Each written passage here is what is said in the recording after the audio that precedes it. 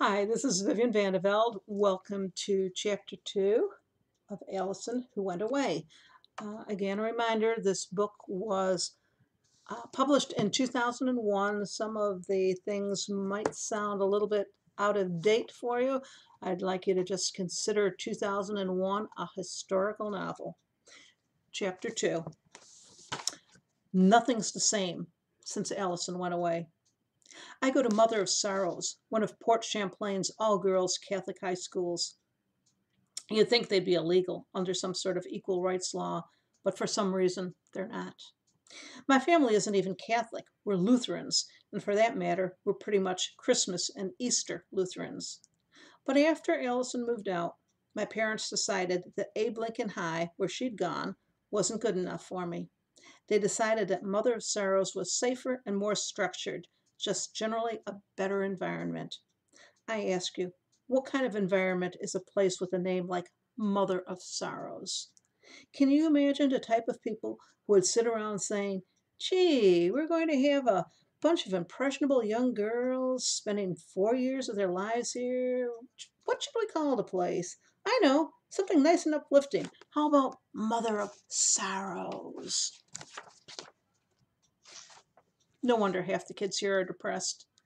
The only good thing I can say about Mother of Sorrows is that hardly any of the kids from my elementary school come here, so at least I don't get compared to Alison.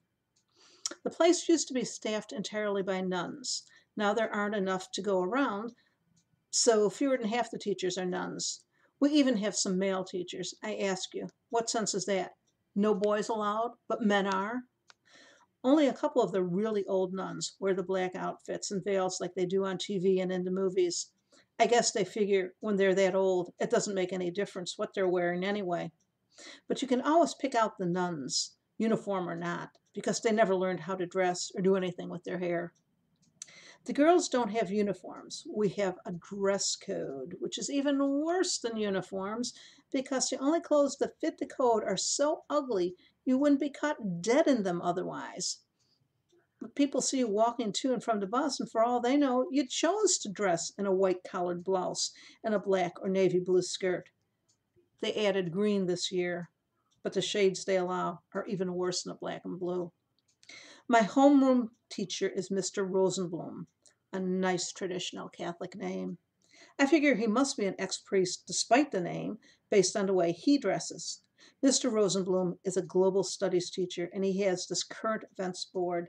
Every day we're supposed to put articles of interest on it, like anybody in the class besides Rosenblum is interested. This week, I'm part of the team responsible for the current events board, along with Waukesha Carson, Mary Amber DeFranco, and Carolyn Tumia.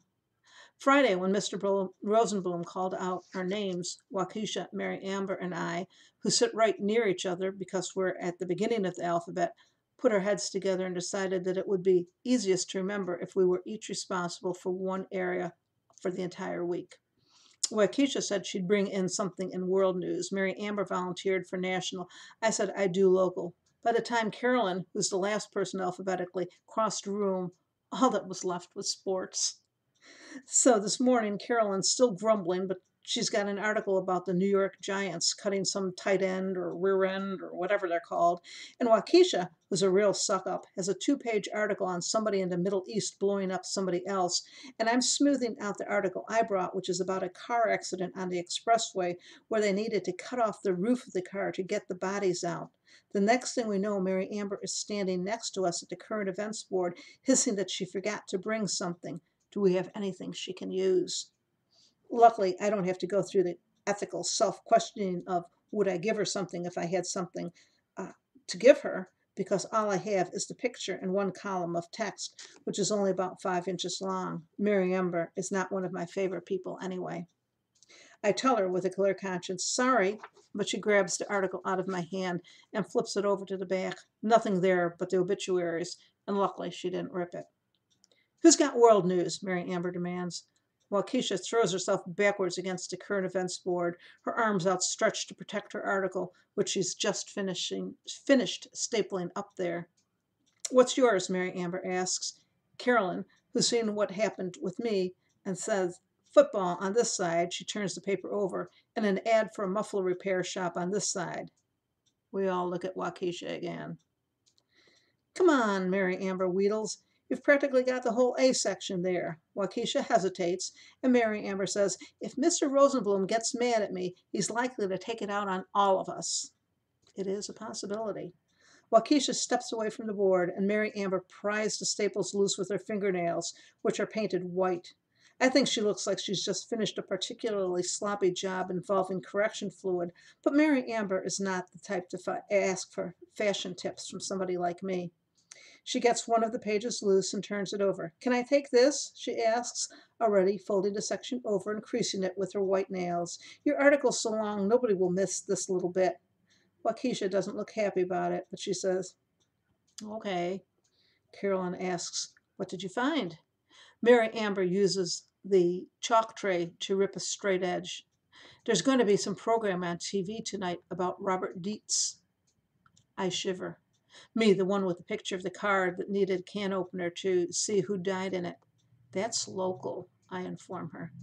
The guy who killed all those women? Carolyn asks. No, the rock star, I say. Mary Amber looks at the scrap of paper she's torn from Waukesha's article, like maybe she isn't sure. She pretends she's just checking to make sure the edge looks even. If it's on network TV, it's national news, she says. Mr. Rosenblum breezes into the room about 2 seconds before the bell rings for our first class. I'm just stapling my article up because after Mary Amber finally adjusted hers to perfection and Waukesha fixed hers up and Carolyn grabbed the stapler and did hers, the stapler ran out of staples and I had to figure out how to get the thing reloaded. Waiting until the last minute, are we, Mrs. Castleman? Rosenblum asks. Sister Carlotta, the principal, has told everyone my name is Susan, and most of the teachers refuse to call me Sybil, but Mr. Rosenblum is the only one who calls us Miss. He studies the current events board as the rest of the girls file out of the room. Good, good, he says, passing Waukesha's and Carolyn's. Grim, but okay, he tells me.